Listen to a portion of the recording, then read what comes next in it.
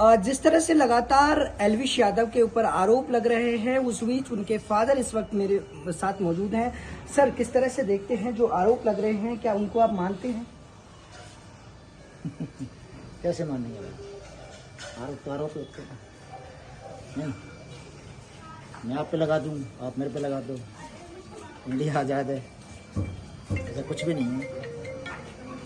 Sir, जिस तरह से देखा गया लगातार बिग बॉस टीवी 2 में वो विजेता रहे, क्या लगता है कि कोई षड्यंत्र है या वास्तव में ही किस तरह की चीज़ें सामने आ रही हैं? वो देखो जी, मैं तो इस बारे में षड्यंत्र नहीं कहूँगा, क्या है क्या नहीं है तो खुदा जाने भगवान जाने,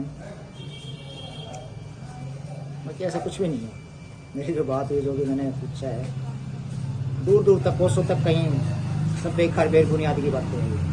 एल्विश यादव ने आपसे बात की है, उन्होंने क्या बोला है आपसे? क्या मैं कहा पापा जैसे कोई बात ही नहीं है किसी प्रकार की, कहीं कुछ भी नहीं है ऐसा, यही काम रह गया क्या हमें? नहीं। लेकिन आखिरकार क्यों ऐसी स्थिति उत्पन्न हुई? आपको क्या लगता है, क्या इसके पीछे हो सकता है? देखो, वो तो अब जहाँ भी हुआ वही बता सकता है, जिसने किया है। भगवान उनको सद्बुद्धि दे, और क्या क्या हो सकता है। क्या उनका भी भला करे। क्या अब जो जांच आगे जाएगी, क्या आपको पूरी उम्मीद है कि जांच में पूरी तरह से वो पाक साफ निकलेंगे? बिल्कुल, क्यों नहीं निकलेंगे? पाक साफ ही और पाक साफ ही रहेंगे।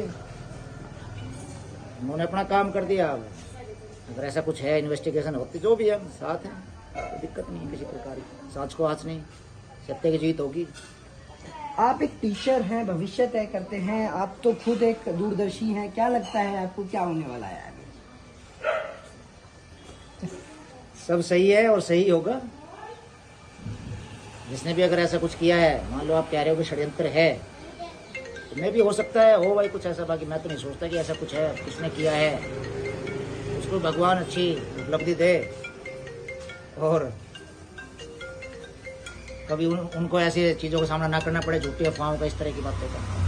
सर, आप परिवार के तौर पर किस तरह से सोचते हैं? क्योंकि सुबह से ही जिस तरह से चीज़ें चल रही हैं, तो आप क्या देखते हैं इन चीज़ों को लेकर? आपके मन में क्या चीज़ें आई? मेरे मन में ये चीज़ें आई हैं कि भाई प्रसिद्धि के साथ ये चीज़ें भी आती है। आज पता लगा एक तरफ प्रसिद्ध हुआ, ये चीज़ें भी आई, जब इसका कोई कोसों तक लेना देना ही नहीं है, वो अपने काम में बिजी, मेहनत मजदूरी कर रहा है। पता नहीं किसको क्या तकलीफ है, तो वही बता सकता है। हमें भी पता लगे क्या तकलीफ थी उसको, किस तरह की चीज़ें की उन्होंने। क्या सर, अब बात हुई तो कब तक एल्विश यादव आपके पास आएंगे और उसके बाद किस तरह की आपकी चर्चाएं रहने वाली हैं? देखो जी, ऐसा है, वो तो अपने काम के इवेंट्स के चक्कर में गए हैं। जो भी इवेंट्स है उसको पूरा करेंगे, अपना जो भी है। लगभग बाहर ही रहते हैं अपने काम के सिलसिले में, और चीज़ें तो क्लियर हो ही जाएंगी, सत्य की जीत होगी। मैं तो यही कह रहा हूँ कि जल्दी धुंध छट जाएगी। सर, अंतिम सवाल, आपको क्या लगता है कि जिस तरह से नोएडा में मामला दर्ज हुआ, क्या वो यहाँ थे? क्योंकि उनकी तरफ से, एल्विश यादव की तरफ से कहा गया मैं मुंबई था और यहाँ नहीं था, तो आपको पता है वो तो आजकल सब ऑनलाइन सब चीज़ें हैं। तो चंडीगढ़ से सीधा बॉम्बे गए और अपने काम के लिए सिलसिले में अभी वहीं पे। सर, एक अंतिम सवाल और, क्या लगता है कि घर को लेकर भी इस तरह की कोई परेशानियां होती हैं? क्योंकि जब उनको प्रसिद्धि मिली तो बहुत सारे लोग हैं, लेकिन अब जिस तरह की स्थिति है उसमें कितना अंतर आपको लग रहा है, और आगे आने वाले दिनों में क्या लगता है आपको क्या होने वाला है? देखो, मैं कोई भविष्यवक्ता नहीं हूँ भैया, आगे आने वाले टाइम में क्या होगा।